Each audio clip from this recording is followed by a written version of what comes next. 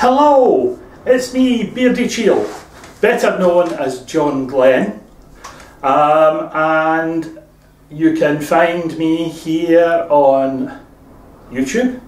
You'll find me on Facebook, on Twitter, on Ravelry and on Instagram as Beardychiel in all of those locations. In fact, in Facebook you'll find Beardychiel, but you'll also find Beardychiel Designs, which is my business page. I've never actually bothered to say that before, and I don't know why. Well, I do know why, but I'll tell you about that later. Welcome to Beardychiel's Knitting Banter, episode 28, Aberdeen and the time between, because it's been probably about 5 weeks, maybe almost 6 weeks since my last podcast, and I do apologise for that, but it has been one incredibly hectic time here at Beardychiel HQ in Caithness. Today is, I'm not getting this wrong because it's far too easy, Tuesday the 19th of June, and it's about 11:45. Just coming up for midday. It has taken me almost 2 hours to get everything ready for this recording this morning, and I haven't even brought through a drink in case I get dry, but I'll get that at one of the edits later on. For those of you who are here for the first time, thank you for joining me, and I hope you enjoy your visit. For those of you who are regulars who are coming back, my apologies for having been away for so long, but there's been a lot happening, as you know, and I am absolutely delighted to have you back with us again. So thank you very much. I did notice this morning that we've sadly lost 7 subscribers, and that's my own fault for not podcasting earlier, but life has been incredibly hectic. So what are you going to get from this particular episode? Well, we have life in general, a little update on what's been happening, some whips information, couple of finished objects, some stash enhancement, information on Perth Festival of Yarn 2018, some information on Beardychiel's first Rhodes Retreat, which was 2 weeks ago, some information on my yarn adventure, a report on my wonderful weekend in Aberdeen, and a little bit of what's next for Beardychiel. So, there's a lot to get through. Consequently, this could be quite a long one. There's some footage pre-recorded and some is just me waffling on. There'll be some stills, there'll be some links and things appearing in the video, and I'll try and leave them up for as long as possible. As always, you know that I am not a great one for bothering to type show notes. I don't tend to put a lot of information into the description, because if you're watching it, everything's on screen. You can just pause, take down the information you need and lash at it. So where are we? Life in general. Well, as many of you know, life in general from the end of April through into May was a fairly hectic time for the family.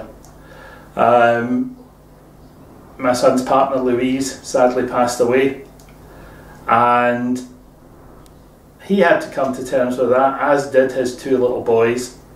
You met Leo in the last episode. Leo is with me 2 days a week in the mornings, and that's a Monday and a Wednesday.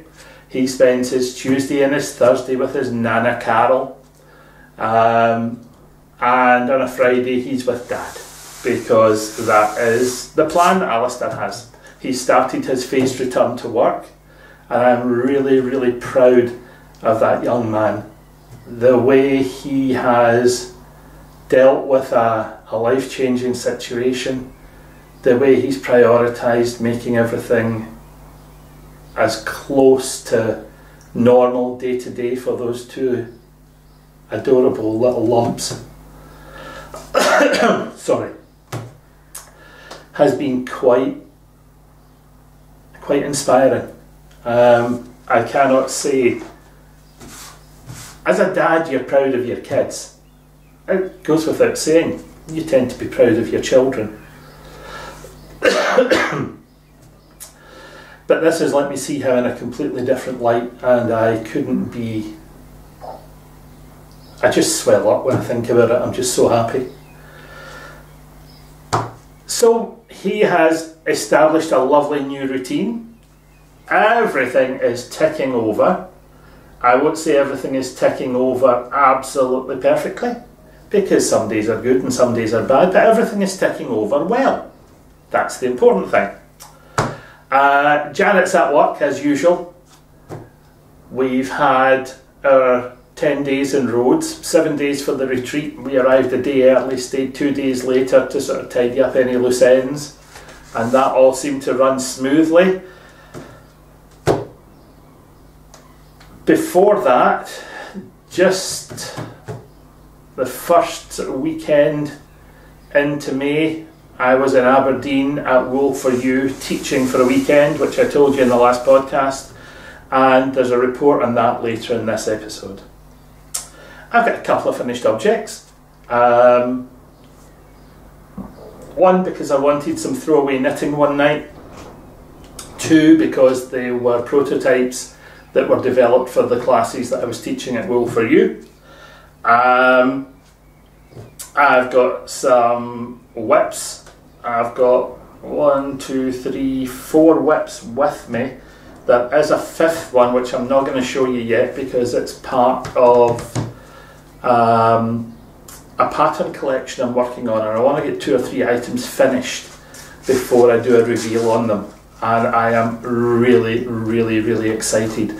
It's using a combination of yarns. I will tell you that it involves an incredible rainbow.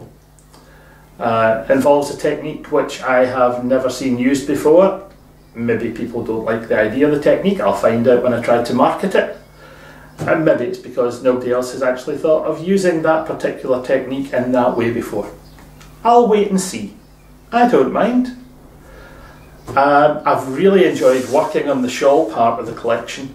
It's been absolutely super, and I'm probably within 20-30 rows of finishing it. So that'll be done soon.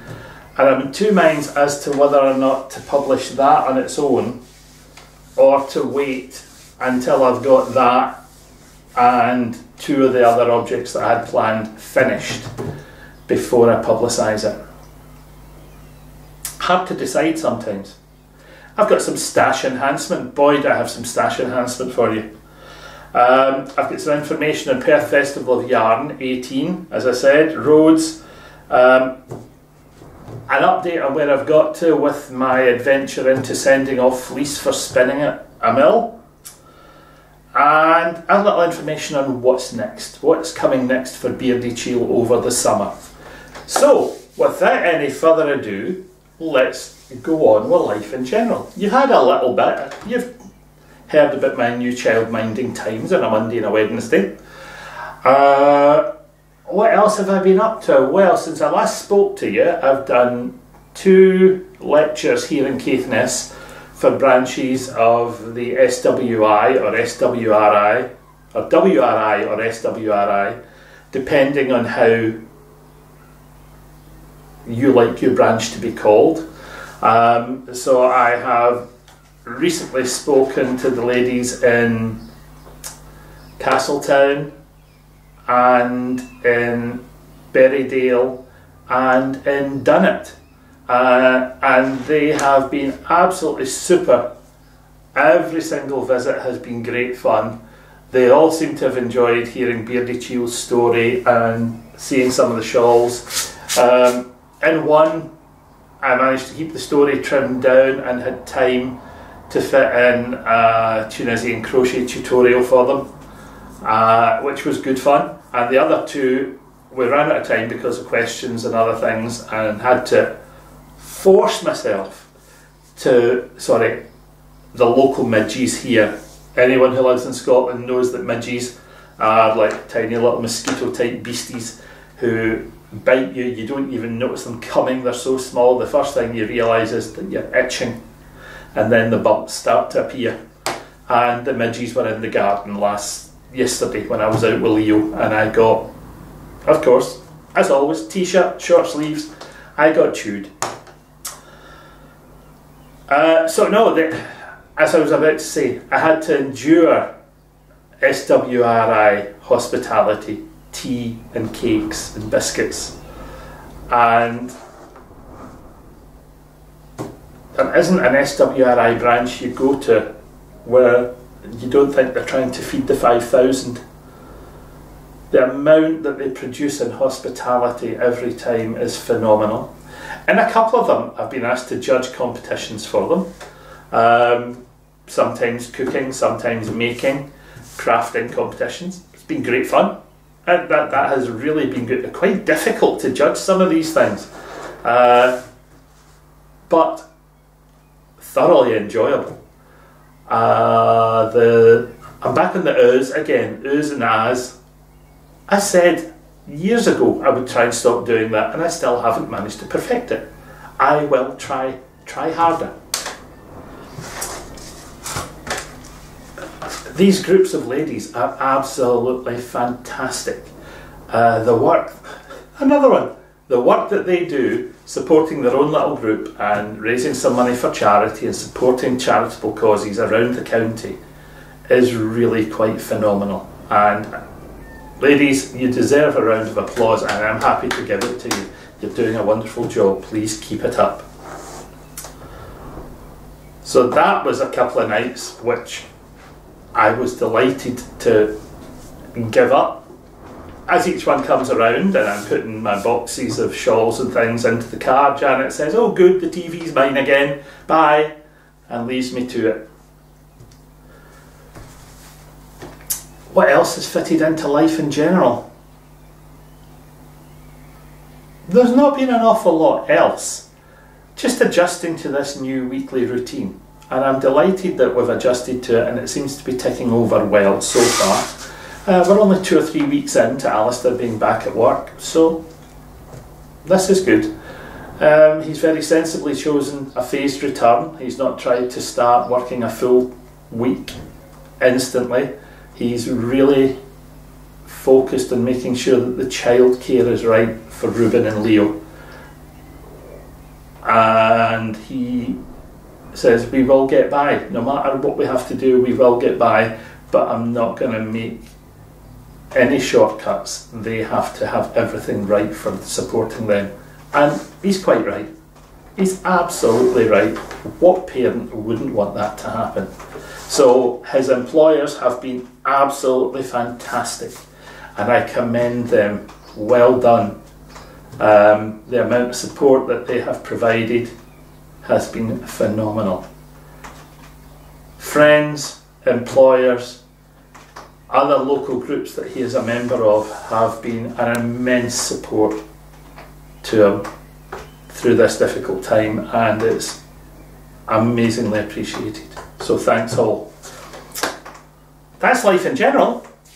That was quite quick. I'm quite pleased with that. It didn't take as long as I expected.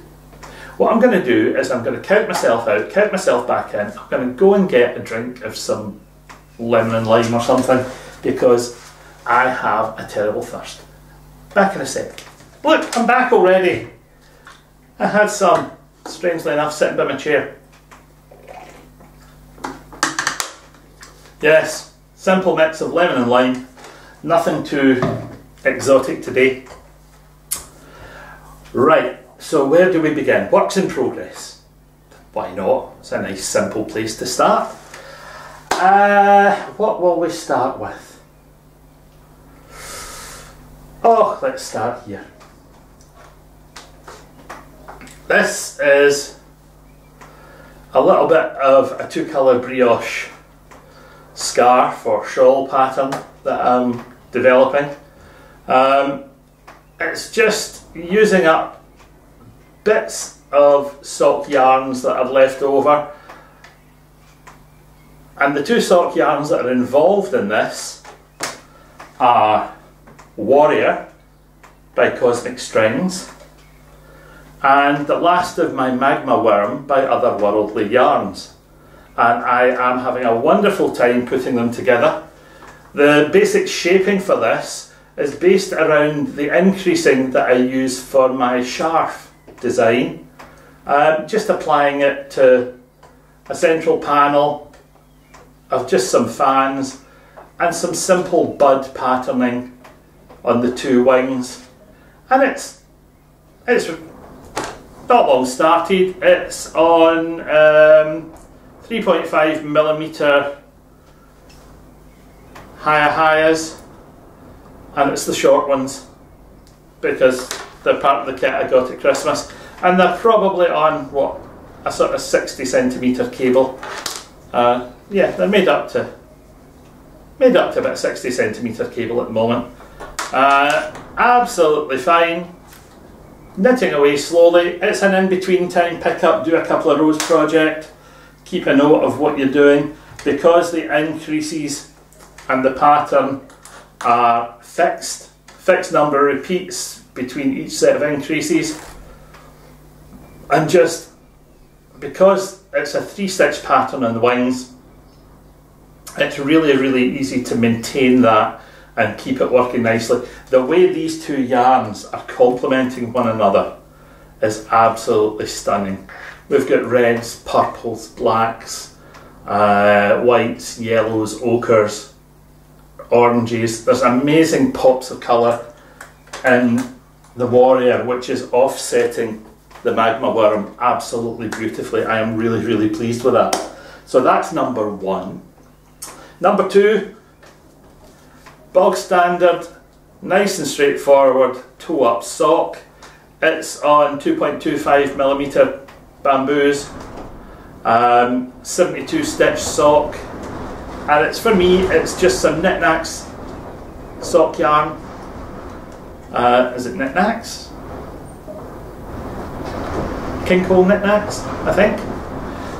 This was gifted to me by Eva Christie a while back, and it's been sitting in the stash, and I was looking for something to knit in the car about a week ago, and I thought, or just as we were heading off to Rhodes, and I thought, socks for the car. It's an easy start and stop project. And the last 72 stitch socks that I knitted for myself were just, they weren't loose, but they weren't snug either. So I've dropped from 2.5s to 2.25s to see what difference that's going to make. I might just tweak it that little bit. This is a sort of self-striping browns and greens yarn, and I'm hoping that you can see it there. I'll have zoomed in on it a bit digitally when you see it. And I decided on a 6-stitch pattern repeat. So it's 4 knit, 2 purl, and a very simple cable. No cable needle required because it's just single pairs twisted on the instep, and just a stocking stitch sole. Once we get past the heel, I'll put the cable pattern all the way up the leg, and it'll be absolutely fine. And that's, again, this is really my car knitting. This is going to live in the car, and if we're driving any distance, I'll knit on the, work away on the sock while Janet is driving. Nice yarn, relatively squidgy. Because it's a sort of bog standard commercial sock yarn, it's not as refined as this. The wool content is maybe a wee bit more toothy, it's a wee bit coarser, but pleasant. Perfect, absolutely perfect for socks. I'm sure they'll be beautifully hard wearing, so I'm happy with that. Number three, oh, number three's in this bag. Now look at that. Perth Festival of Yarn bag 2017 was last summer's bag, and in last summer's bag is a pile of cotton, a large Tunisian crochet hook, and the start of a Tunisian crocheted shawl, of all things, which has a bit of the sort of carving ram's horn about it. This is the prototype, this isn't the finished pattern, and the prototype has had some short row experimentation in the bottom half. It's having a sort of standard set of increases into this middle section, and it's using 3 colours. There's this natural cream, there's the denim blue, and there's this sort of multicoloured blues and purples. The yarn itself is, he says, reaching for a bandage set. Sugar and cream cotton, DK weight cotton. Medium 4, using 4.5mm needles or a 5mm crochet hook, which is what we're working with. It's, where are we? 2.5 ounces or 70.9 grams to the ball. Absolutely fine and comfy to work away with. I had 2 of the denim blue. I've got a little bit of dark blue left, I think, from another project, and some of this. So I'm just using it up. And it's going all right at the moment. Whether or not it'll be enough for the entire project, I don't quite know, but this will just finish when I run out of yarn. I'm not going to stress too much over it because it's a prototype. Unfortunately, I didn't finish this row, or you would actually see it expanded. This is, it's on a 10-inch hook, but it's actually nearly 22 inches. Yeah, it's about 20 inches. It's almost twice that when it's relaxed at the moment. So it's coming on quite nicely. Being cotton, there's some Tunisian simple lace, simple holes being put in there.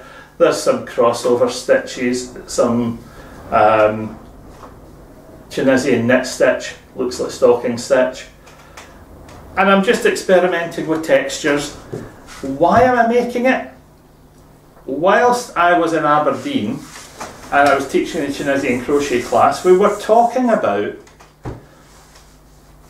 the sort of things Tunisian crochet can be used for. And somebody said, I'm sure somebody said, have you ever made a shawl that way?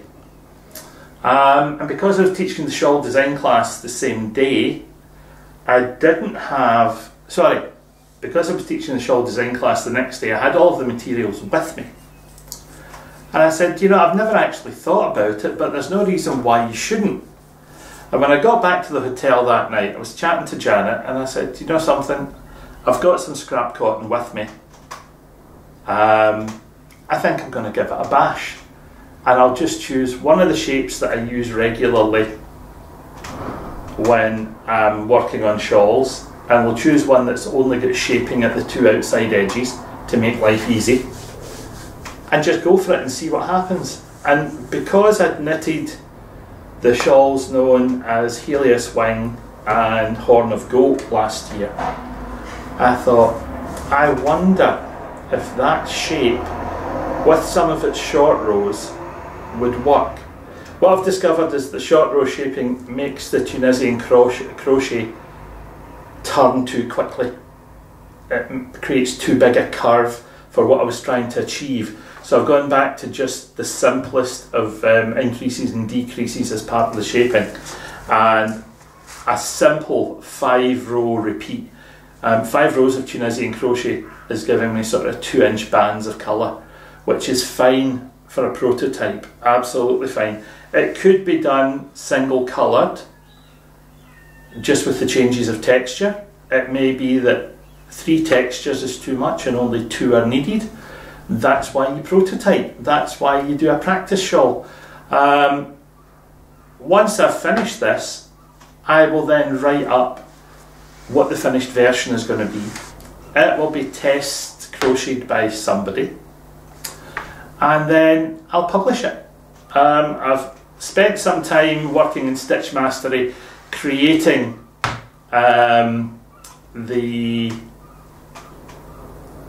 graphing symbols that I need for Tunisian crochet. I didn't find anything that was suitable in there, so I've created some. It's an easy enough process to carry out in Stitch Mastery. So from cotton prototype, look at this, you can see where the colour changes have happened, like the frill. And hopefully at the end of this I'll have a finished prototype to show you and a pattern for people to try. It's a nice simple process. I hope it's a nice simple process. So that bag can go down on the floor out of the way. And that leaves one more work in progress that's sitting on the table with me, and it's here in my knitted project bag, which is now a pattern. While I was in Rhodes, Laura Denis from Canada, who was on the retreat, said to me, "I love your little bag, have you ever written up the pattern?" And I said, "No." She said, "Well, if you do, I want one." I said, "Well, I'll tell you what, if I have time this week, I'll write the pattern, because it's not a long pattern, and you can test knit it." So Laura has gone off to test knit the pattern for this little bag, because she thought it was a great way of using up a little bit of scrap yarn, and she's going to have fun with it. But inside it is, do you remember this?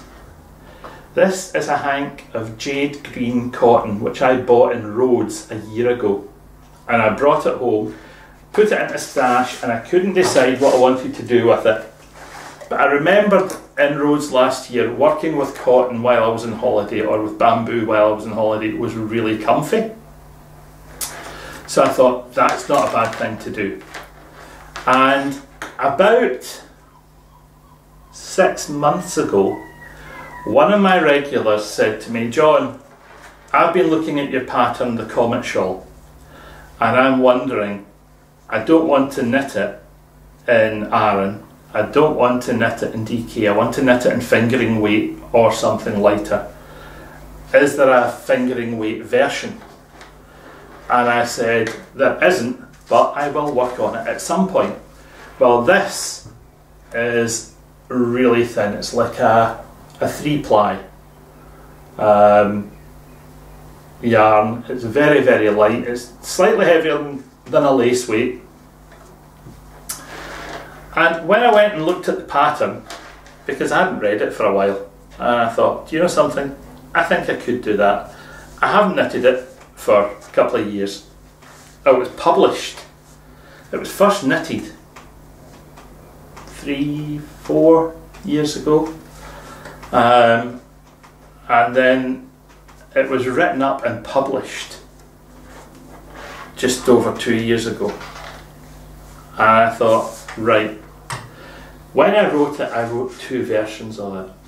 There are 3 pattern panels in the shawl, and you can use pattern panel 1, and you do a pile of repeats of that. Then you put in 1 repeat of pattern panel 2, and then there's an edging panel 3. And you get this comet shaped beastie with a long tail. And when I wrote it, I wrote in the notes for knitters that you don't have to knit the panels in that sequence. You could alternate panel A and panel B and then edge it with panel C. And I've never actually knitted that one. And I thought, do you know something? I think I'm going to try alternating. Because I've picked up something which is a single block colour, I'm going to knit the panel A, panel B alternating pattern. And I picked it up and started to knit it, and realised that panel B had a direction change in it that I didn't need. So I've only used the first half of panel B and all of panel A. So there's going to be a revision to the Comet Shawl coming out when I finish this. But so far, it's looking absolutely fine. It's much lacier. It's been knitted on 4.5mm needles with this 3-ply yarn, so it does make it lacy and open. It's a nice lightweight summer knit in cotton, and I can see the camera through there. I hope you can see me. I'm really happy with the way the shape's developing. So far there are, let me see, 1, 2, 3, 4 pattern repeats on here, and I've just started pattern repeat number 5, and I have a feeling that I'll probably end up doing 1, 2, 3, 4, 5, 6, 10 or 12 pattern repeats to get to where I want to be. But when I do, I will completely write that revision for Comet Shawl version 2. I will not publish it as a separate pattern. I will simply add that amendment to Comet Shawl version 1. Oh, the rain's just started. You'll have noticed it getting a bit duller. The people who have already bought that will automatically get the update. I think that's only fair. And if they want to reknit the second version, they can. You'll notice I've got one little marker showing on here, and that's because this is a short row design, and every time you get back to this end, you take one whole pattern repeat out as your short row difference. And I have got 2 pattern repeats so far into this iteration of the pattern. And you know something, the way this zigzag is working out, I really, really like. I'm happy with it. So, watch this space. That is a couple of rows of an evening project when I'm not working on the other big multicoloured shawl. When I say it's multicoloured, it uses a set of 10 graduated colour, rainbow colours, mini skeins from Mothie and the Squid, and it's using the same base lamb's wool and cashmere that I used for the Pentland Firth self-coloured shawl, simply because I had almost 900 grams of it. Didn't need that much for the Pentland Firth shawl. I've put used some more in to use up the yarn in this shawl, and it looks and feels wonderful. It's a combination of my new looping technique, which you'll see in some point, some Estonian braids, and some textured panels, and I'm really happy with it. The textured panels don't always run in the direction you would expect, so there's a little bit of imagination in it, simply to give some variety in the knitting style for me. And if other knitters who choose to knit it find that interesting, I'll be delighted. So that finishes that. I'm going to have a little drink before we move on.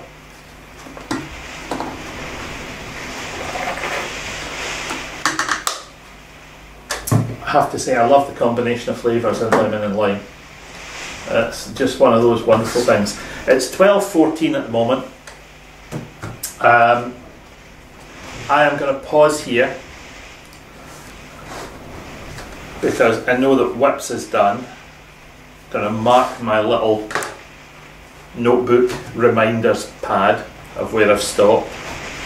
I'm going to go and cook lunch for Janet, who comes in at 12:30. When she goes off after lunch, I will come back and record the next section of video. So I'll see you back here in about half an hour. Bye for now. Hi guys, I'm back after lunch. Janet thoroughly enjoyed her lunch and she's gone off back to work happy. Before I nipped off, we were looking at works in progress and we had finished the ones that are here.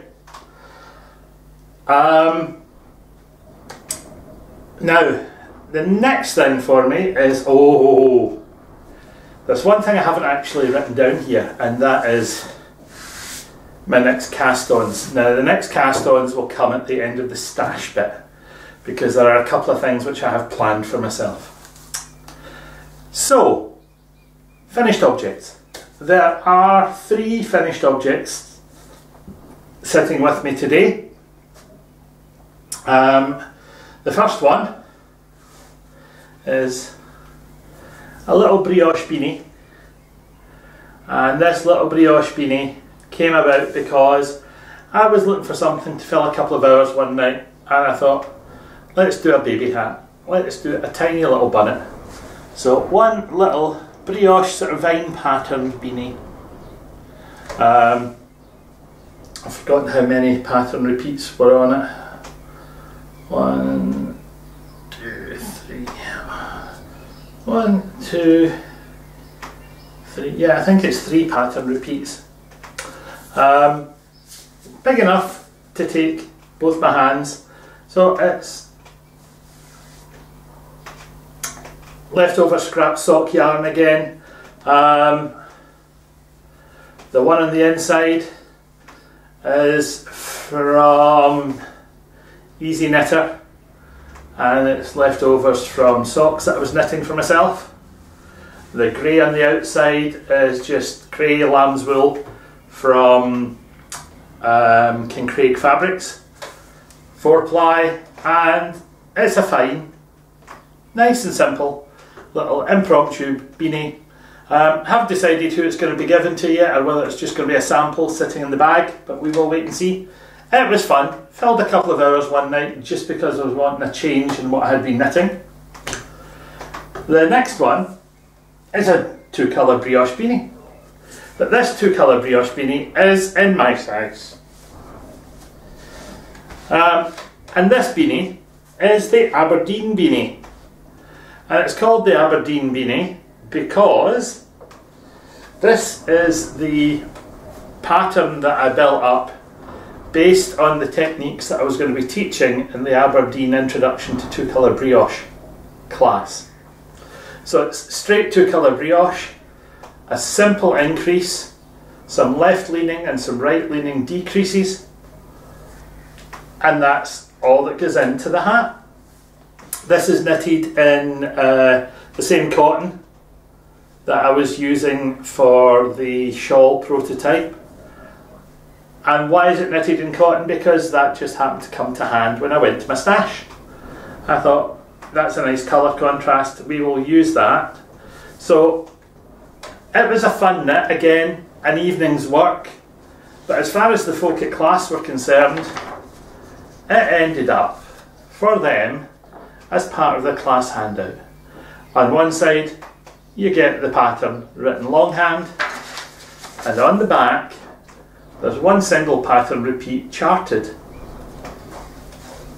And that's a nice way of introducing a technique to somebody. You give them enough basic information to create a small object.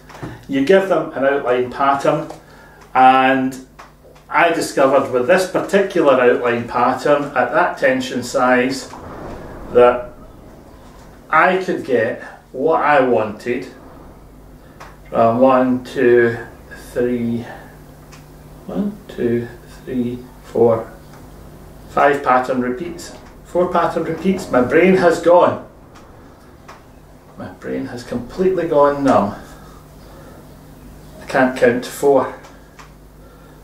So let's see, so there's 1, 2, 3, 4, 5. No, 5 pattern repeats for my big head. And this is designed so that you can measure your head, know the tension for a single pattern repeat, and put in the number of pattern repeats that you need to best suit you. Nice, simple, fun pattern. It's, let's see, it says 97, 98, yeah, 97 rows, but of course you know that that 97 rows is twice what's actually there, because it's only actually 40 odd rows, because the brioche is written in 2 passes. Nice and straightforward. I would say that anybody who wants to have a try at it can have a try at it. I haven't published this pattern because I keep it as part of the class materials for teaching the 2-colour brioche work. If there's a great demand for it, I'll publish it. If not, I'll just leave it sitting as part of the class. So that was finished object number 2, and finished object number 3 is this little notions bag. This one's got Velcro fastening. He says, pulling them open.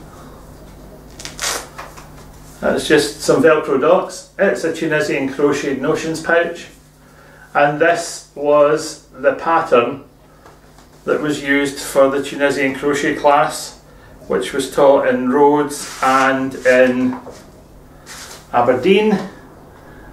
and it's just multiple stitches, Tunisian simple crocheted back.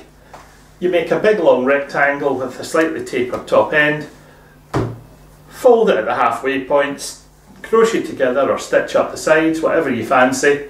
This one's in DK weight cotton, based over 30 stitches.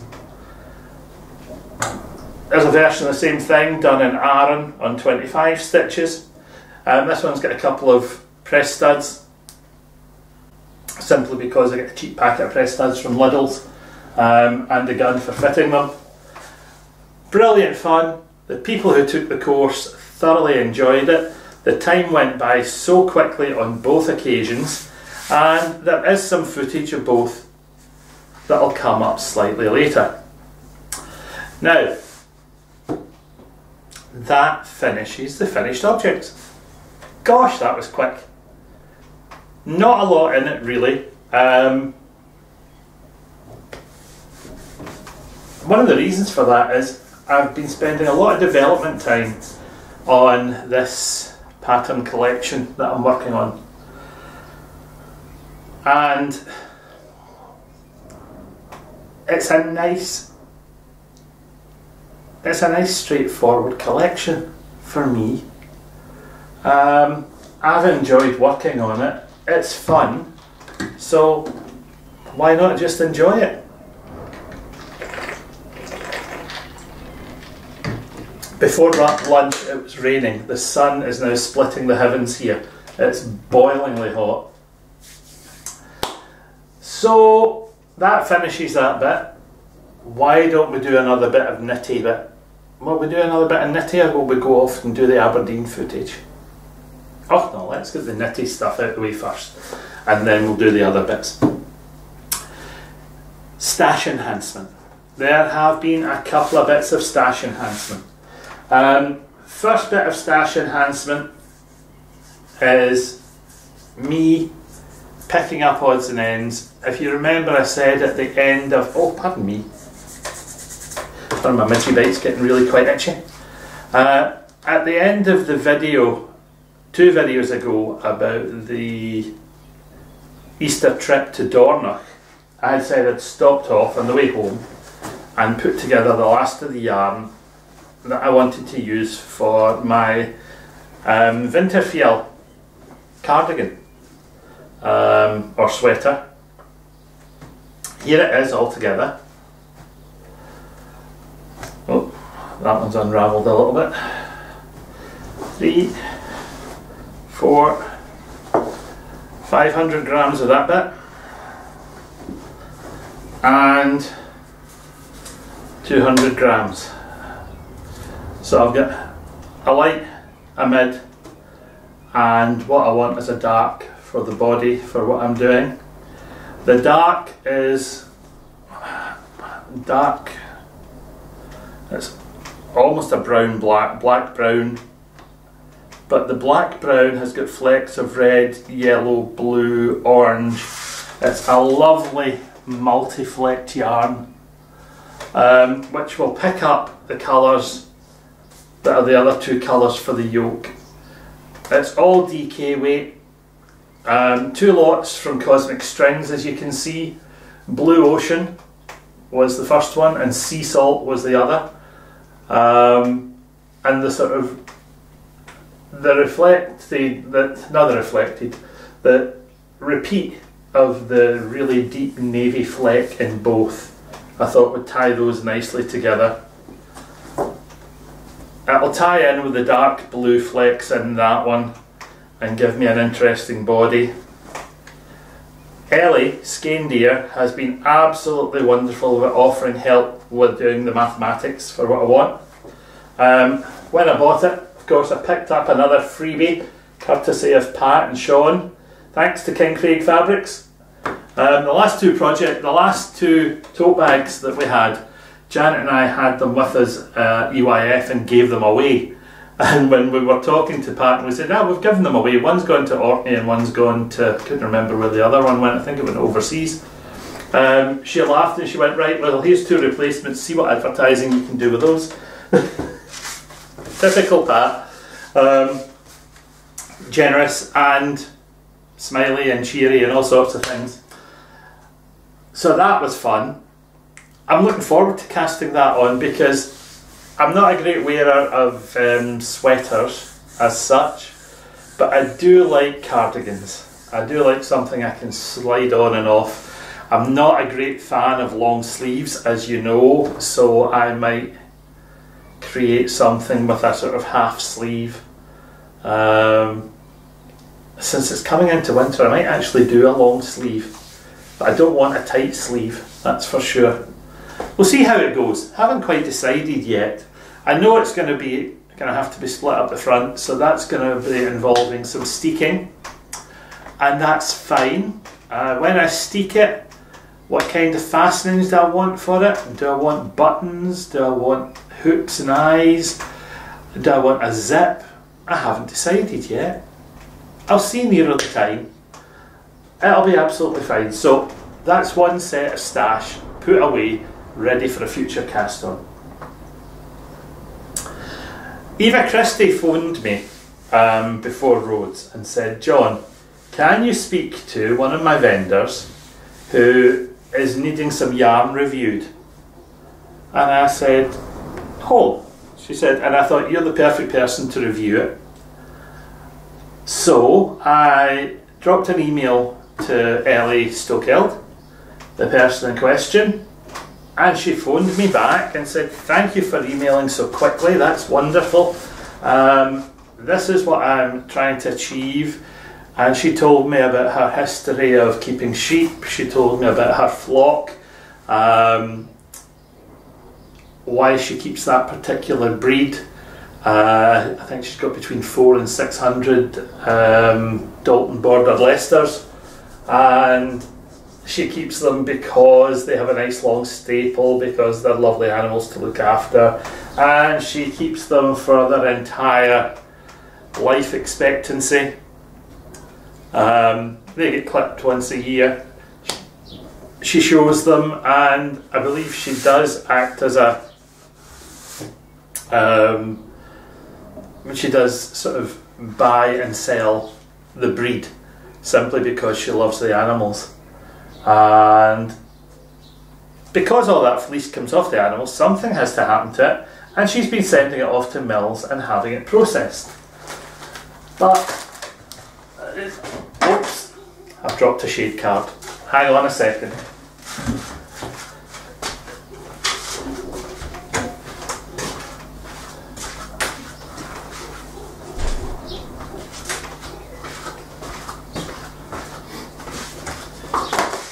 But not every weight is selling as quickly as it might.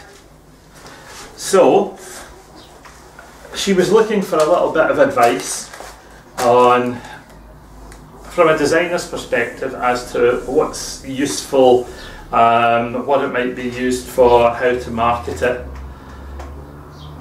And I said, yeah, I'm happy to help. That'd be really quite interesting. And the weight that that wasn't going as quickly as she thought was her Aran weight. And I said, well, okay, I'll test it with some of the Aran weight if you want. I'll talk about it on my podcast. And when I finish the garment, I'll be showing it in the podcast as a finished object.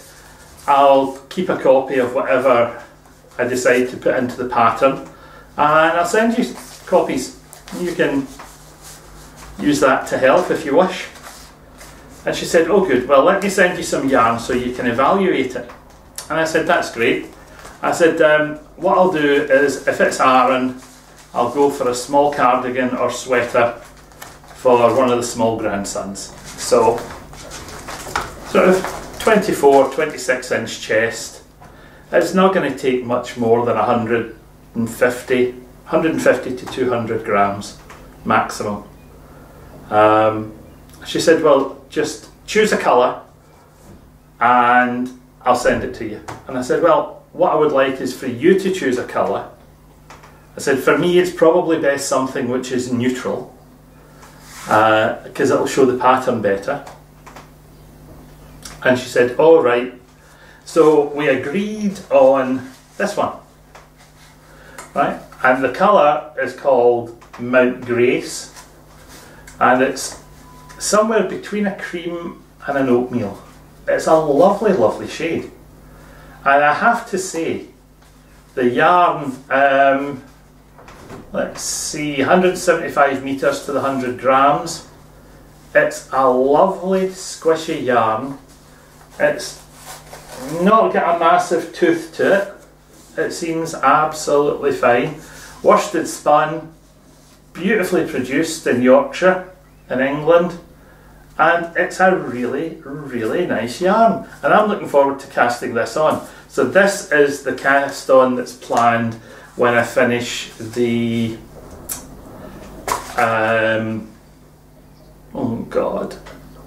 pattern collection cast-ons.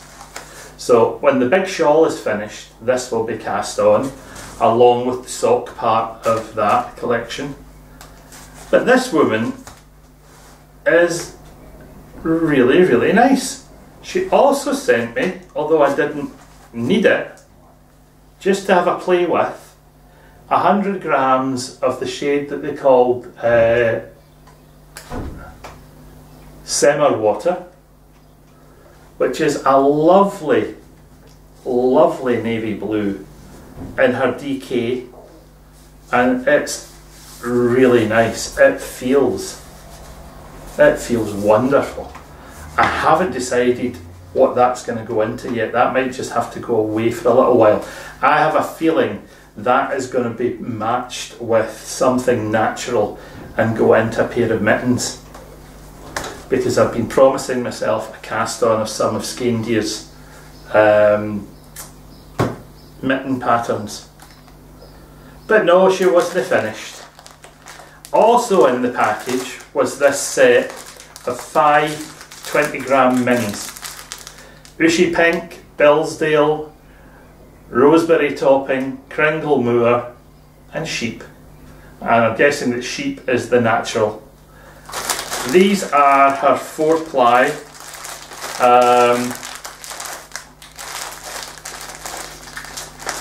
And I'm thinking that there's enough in there, 100 grams of 4-ply, for a little fade of some description, or 1, 2, 3, 4, 5. These 5 minis might actually go into, in fact I know where these are going. These 5 colours are going to go into the cowl version of my pattern collection, because I have the 200 grams of alpaca and mohair from the Border Mill, which is absolutely amazing, and these colours will complement that silver grey beautifully and produce an amazing finished item. Now, Dalton Border Leicester is her company. Border Leicesters are the breed. She sent me her shade card, and I have to say, the range of colours that are available in the different yarns is lovely. If I get a chance, before I have to publish this video, I might try and get a couple of quick photographs of this thrown in, or I might try and pull a couple of photographs straight from the video and see how they come off. But there are some lovely, lovely colours here. In the DK and 4-ply, there's a beautiful pale grey called Wainstones, which I like. There's a blue-green called Saltholm, which is nice. There's a lime green called Appleton Whisk, which is really nice. A nice yellow. The Kringle Moor, Roseberry Topping. Bioland is a lovely soft brown. Gervaux is an amazing orange. Revo is a stunning cherry red. And the Arons come in Sheep, Dalton Blue, Mount Grace, which I've shown you, Fountains Abbey, which is a powder blue, and Rosedale, which is a soft pink. These yarns The colours are absolutely stunning. They're all self-coloured. They're not tonals, they're not funny pops or anything, they're fairly straight colours. But in combination, for stranded colour work, some of these are going to be absolutely beautiful. The 4-ply would make for some really nice Fair Isle or Shetland. It would make for some really nice Fair Isle. Allowing for the colour range, you could get a stunning set of Fair Isle out of it. So I would highly recommend, if you're interested, while I've been blethering, the website will have popped up on the screen. Go pay it a visit and seriously consider these yarns. I'll be giving a full review on how it handles once I've tried knitting with it, but for the time being, my first impressions of this are that it's absolutely brilliant and you're going to love it. Next bit of stash is from Rhodes, because in the middle of the week at Rhodes we ran a market afternoon.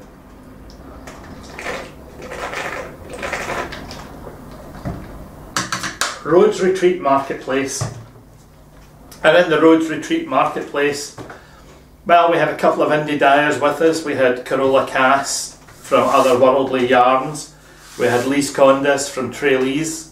Colour is power. If I don't say that, she'll come back and say, adopted Scottish dad, you're not doing your job right. And when she laughs, when she's watching this, I hope she gets a laugh. To Carola and her long-suffering other half, Martin, thank you for making the time in Rhodes so much fun. But Marketplace afternoon was fun. And I had to shop, didn't I? Well, you can't have yarn there, and you can't be organising the week, and you can't stand and squish it and then not buy some. So, from Carola, I chose to take her Umbriel base, which is a superwash sock yarn, BFL in Nyland. One of a kind is the name. The process of extracting a colour from Amber Fox's memories wasn't a painful one. It was, however, incredibly delicate. One false move and the colour could be completely deleted, never to be used again. And this, I love.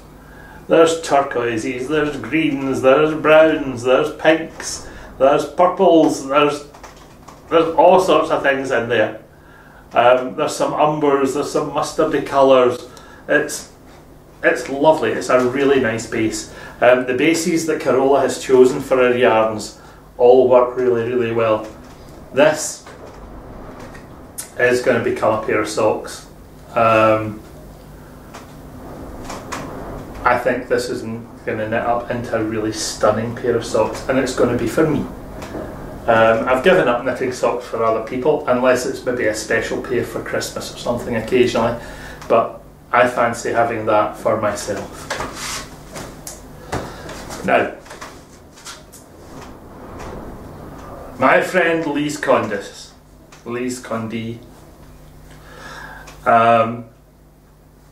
Trailese, the name is Aries 75 Merino 25 Nylon sock yarn, and look at it. It is so in your face, it's not real. I absolutely adore the colours that are in there, and that I think has to be in something that's going round the neck or on the head. That has to stand out. That's not for hiding away on my feet. I don't know what it's going to be yet. I just loved the colours in it and I had to have it, so I bought it. And I thought, well, that's me, I've done well. I'll have a rest now. No.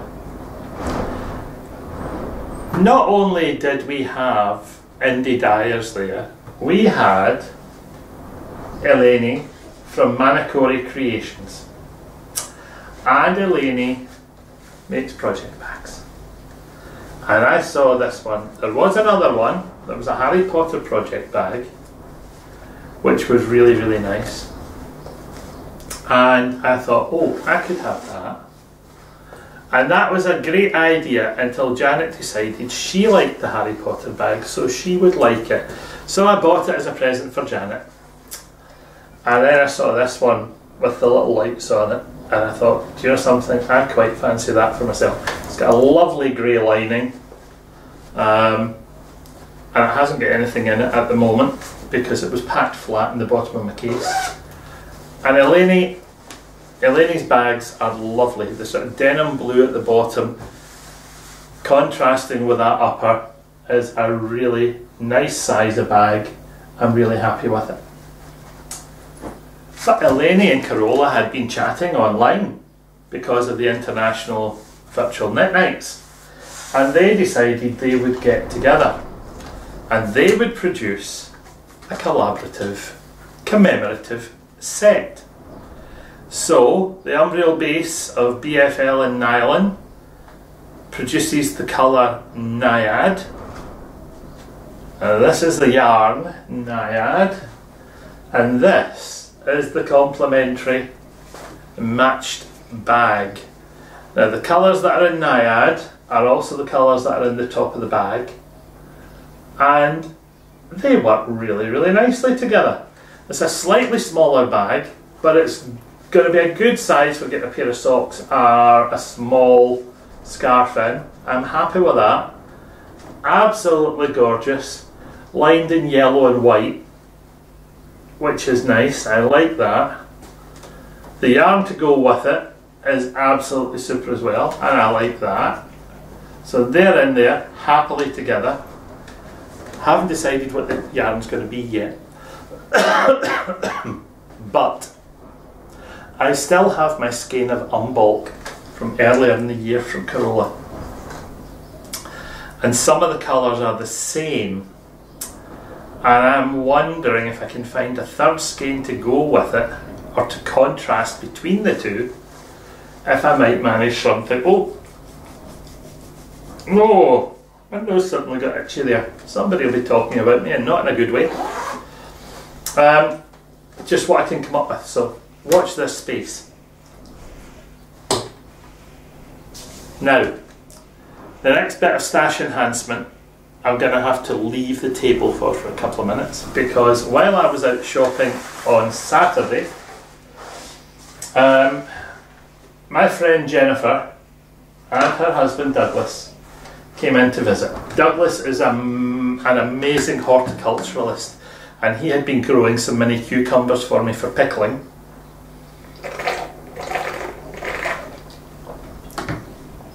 Jennifer is a local teacher who I know through teaching, and because I was their kids guidance teacher at high school, and I worked with them in local drama. And we were all members of the local dog search team. We used to train to hunt for missing persons. And we've been friends for a long, long time. And someone had said to Jennifer, I've got this wool and I'm going to throw it out because it's just taking up space and I'm never going to use it. And Jennifer said, oh, please don't throw it out. She says, we can always find somebody that will take yarns for knitting or crochet or whatever. Just tell me when to pick it up or drop it off. So, she brought me some. Watch this space.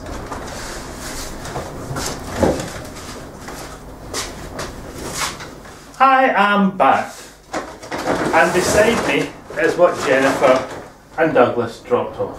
So, one, we'll put that one over there. Two,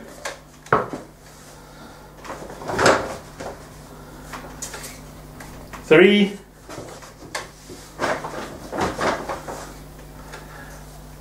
four, five, six,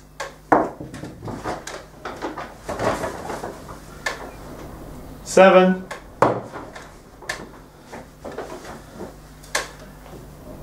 8,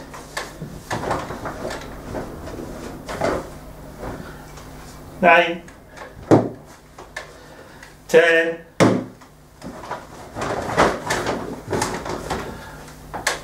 11, 12, 13, 14, 15, 16, 17, 18, 19, 20, 21 cones of yarn. 21 cones of yarn. They all look to be acrylics or acrylic and polyester blends of some type. Some of them have got manufacturers' names on them, some of them are manufacturer nameless. I haven't weighed them all yet, but there's some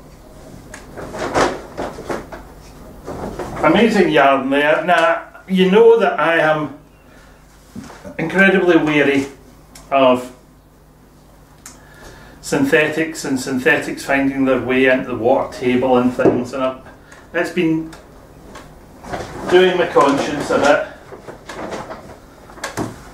And when she dropped that lot off, I thought, what in heaven's name am I going to do with it? And I thought, well, if we simply allow it to be buried or burned, it's not going to biodegrade. It's going to be there for a long, long time. If we turn it into something, anything, it's going to have some kind of working life before that happens. If it could be turned into snuggling blankets for kids, why not? If it could be turned into sort of Minecraft squared blankets like the one I keep for the grandsons, that'll float around the home for several years before it ends up anywhere else. In fact, it will outlast me. So I'm thinking that I may arrange some kind of charitable crafting event where she says that's bag number 1, there's more to come. But it's more than I can possibly use myself. It all looks to be 4-ply, possibly some DK. And yes, it would be possible to just start knitting and continually knit until it's gone.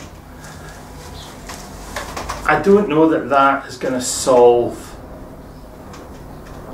the problem of its existence.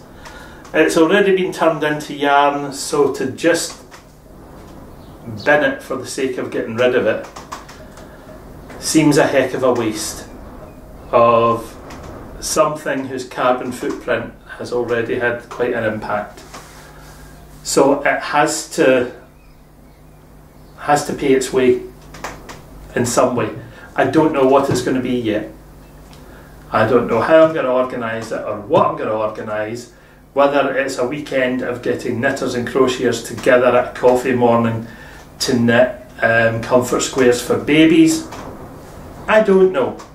There are some things that probably won't be usable, like that brushed thing.